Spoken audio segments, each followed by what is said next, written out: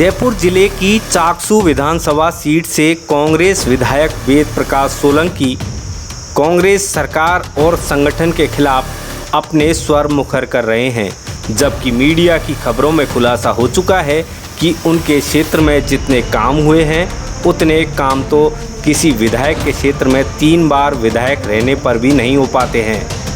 उनके विरोध से क्षेत्र की जनता भी हतप्रभ है और मानती है कि विधायक सोलंकी सकारात्मक रहे तो क्षेत्र का और विकास हो सकता है, परंतु विधायक वेद प्रकाश सोलंकी की अपनी राजनीतिक मजबूरियां हैं। वे कांग्रेस में एनएसयूआई से जुड़े और जिलाध्यक्ष रहे, बाद में युवक कांग्रेस के जिलाध्यक्ष बने और 2008 में चाकसू विधानसभा क्षेत्र से टिकट भी लेकर आ गए, परंतु तब वे हार गए। 2018 में उन्हें दोबारा टिकट मिला और वे जीत गए। विधायक सोलंकी की नज़र अब 2022 के चुनाव पर है। जैसा कि सबको मालूम है कि वह सचिन पायलट के साथ बगावत करने वाले 19 विधायकों में शामिल थे।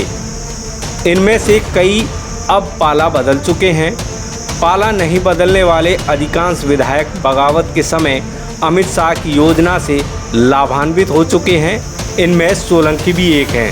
सोलंकी के लगातार कांग्रेस सरकार और कांग्रेस संगठन के खिलाफ बगावती सुर का एक प्रमुख कारण यह होने के अलावा और भी है, क्योंकि जयपुर जिले में अनुसूचित जनजाति की 3 सीटें आरक्षित है, चाकसू, बगरू और दूदू। कांग्रेस ने शुरू से ही यह फार्मूला बना रखा है कि इन तीनों सीटों पर क्रमशः एक बैरवा, एक बलाई और एक खटीक नेता को टिकट दी जाए ताकि आपसी सामंजस्य बना रहे। 2008 में कांग्रेस ने चाकसू और दूदू दोनों से खटीक प्रत्याशी उतार दिए। बैरवा समाज के भारी विरोध के कारण कांग्रेस को लगभग 8 सीटों से हाथ धोना पड़ा। दूदू से बाबूलाल नागर अपनी तिकड़म से जीत गए, लेकिन चाकसू से वेद प्रकाश सोलंकी पराजित हो गए। 2018 के विधानसभा चुनाव में पार्टी ने दूदू से बाबूलाल नागर का टिकट काट दिया, लेकिन उनकी जगह एक बैरवा नेता रितेश बैरवा को टिकट दे दिया, जो चाकसू से ही टिकट मांग रहे थे। चाकसू से वेद प्रकाश सोलंकी को टिकट दे दिया गया। बगरू से रैगर समाज का प्रत्याशी उतारा गया। अब हालात बदलते दिख रहे हैं। निर्दलीय चुनाव जीतने के बावजूद दूदू के विधायक बाबूलाल नागर कांग्रेस सरकार को खुला समर्थन दे रहे हैं और अगला टिकट उनकी झोली में जाता दिख रहा है। वहीं वेद प्रकाश सोलंकी पायलट के साथ पार्टी से बगावत करने के कारण टिकट से हाथ धो बैठेंगे, इसमें कोई संशय नहीं है। फिर नागर को टिकट मिलने की स्थिति में उनके नाम पर विचार भी नहीं होगा, क्योंकि पार्टी किसी भी कीमत पर जयपुर जिले में चाकसू विधानसभा क्षेत्र से बैरवा को टिकट देगी। चाकसू के विधायक वेद प्रकाश सोलंकी इस सारी गणित का अंदाज़ा लगा चुके हैं, इसलिए वे भाजपा में रास्ता तलाश रहे हैं। उनके क्षेत्र के कांग्रेसियों का आरोप है कि क्षेत्र में भाजपा के सरपंच और नेताओं के काम झटपट हो रहे हैं। इससे सोलंकी की मंशा का पता लग रहा है।